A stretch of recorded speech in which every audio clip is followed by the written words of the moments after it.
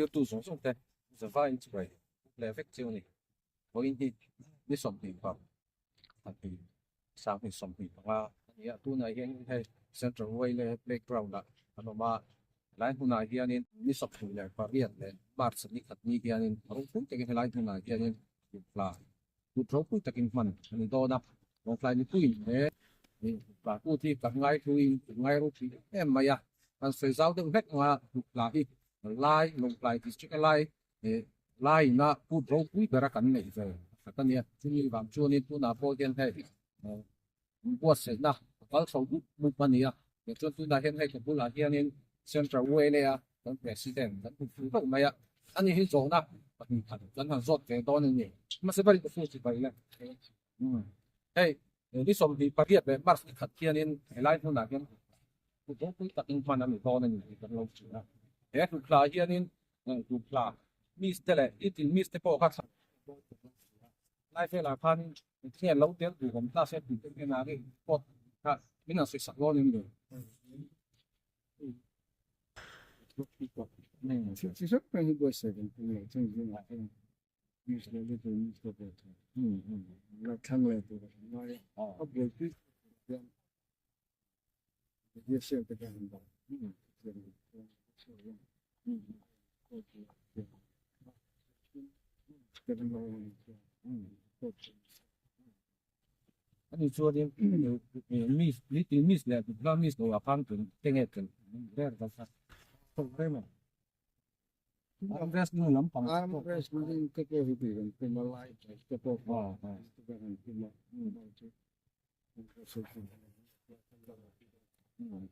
tiêu kata, desina tu, ผู้พันเนี่ยภาษา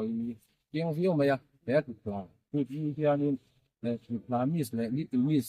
และอัมเรสนี่แต่ชัวร์นี่ไล่ไปแต่พอค่ะเนี่ยไล่ผู้นาเฮียนี่ถูกปลามีเฮียนี่แต่อันนี้โดนบอกว่าอัมเรสนี่ละมาตุยมีแต่แหละไล่ไปละมาตุยมีแต่แหละแต่ถูกปลามิสนู่นละแมวตักแต่แหละลิติมิสเอาปองแมวฉาจะตามคานี่เนี่ยข้างเตียงสงแต่พอค่ะแต่เราถึงสักอันนี้แต่พอค่ะกันนั่นสวยเลยตาเสที่ชัวร์นี่ก็ผู้ให้ลูกปลาไม่สมเหตุประเดียดเลยปัจจุบันนี้ไล่ผู้นาลูกปลาบางตัวน่ะสโตลแต่พอค่ะเนี่ยผมอันนี้โดนมีกันทีละไล่แค่สโตลทั้งกันนี่หันสวยเสียสักโดนนึงอยู่สโตลแต่เนี่ยตัวสโตล其实东川，这方面呢，你们不知道，我们对那个呢，就是不能生病啊，是这个生病包了，来人来，这样下来，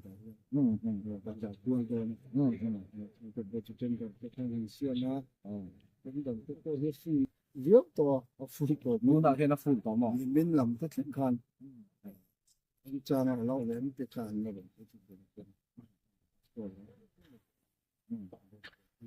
เยอะแต่ตอน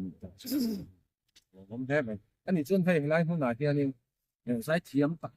ตั้มตักค่ะมันสอมันจะเราเสียโซดมาสายเทียมจินชะอะไรสักอย่างหลายเก่งยูโซเตเลมอยเตเลมีดังที่พอเขาสอนมันจะเราเสีย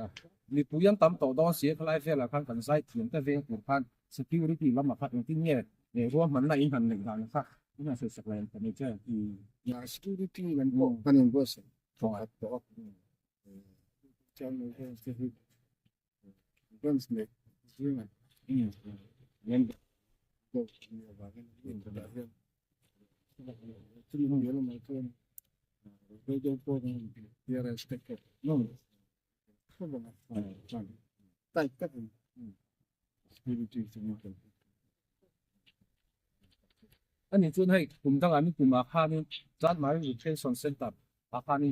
ถ้าขัดฟังอ่ะผมมีหน้าที่ให้ไล่เซ็นทรัลเวย์เลยเพลย์กราวน์ให้อันนี้ส่วนแต่ได้ในอันนี้ส่วนคลายได้ละครับเนี่ยฉันนะครับนี่ดังลูกผมเลยพวกเราเพื่อนเชื่อสิกันเพื่อนจะไม่รู้จะเป็น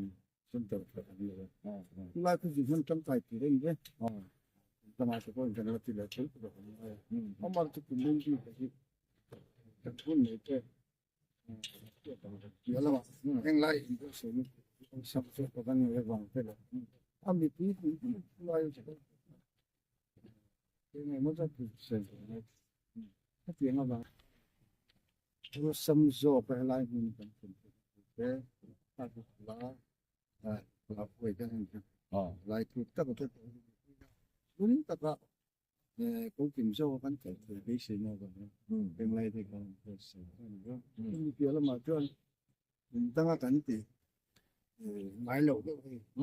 structure cái stay structure shift structure cái bộ phận cái này rồi cái chuyện phải accidental cái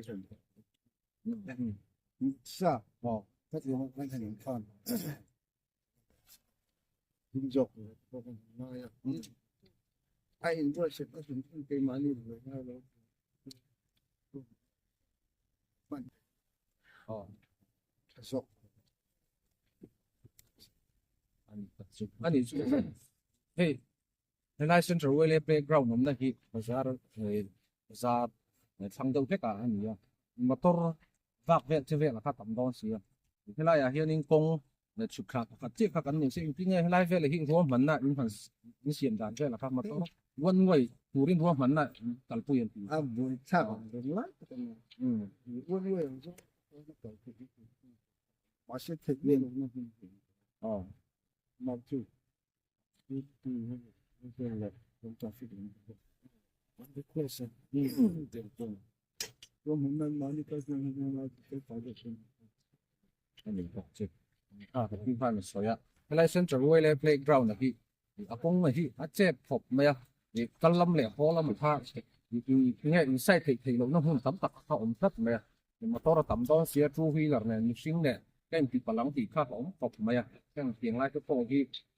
vẫn traffic lắm bằng police cái phố khăn thìมันจะตัวเสียนthì cái phần ngoài sai là sai này anh ấy cho nên tổ Bernata na quý local form thì hiện anh chơi sinh nhật local sẽ tìm hay đi lại vào tắm thiền cái này chỉ cần cái mà đi lại cái này cái sợ mình bắt chứ mình cái sự như mình dùng cái cái này thì mình không ai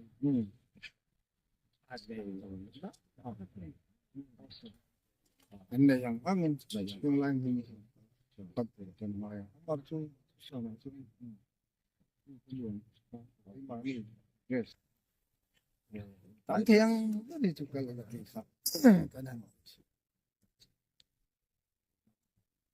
anh ấy tập Central Way là cái president khan này thế là như hiện anh ấy light dress này khác chuan này tắm thấy ông vẫn khăn light dress khăn lông còn tay là tu sắm anh mà sẽ anh ấy lâu tất cả khăn lông pha phun lông thao là new dress dan ba ngày khăn này còn tỉnh thông thì tất cả khăn soi lại pok anh ni chuan ka pu atop na than tak tak ni to na te po nei dun ta ringa Mizoram bon sang sang lai cheng ho song song te này nghe mình thằng song sọc đó nên nhiều yeah sự khan người chú nên nhiều lại khan cái nhiều vắng lại phát cái tan trong cái sự tình của mình sống với cái cái nó đi là mang cái cái này anh phải tan tắm thiêng bắt chân này cái mình thì xong quay lại anh Franske LW tên là một cái phim tắm thiêng tức là lại làคุณkhông phải vậy tôi không phải cái không phải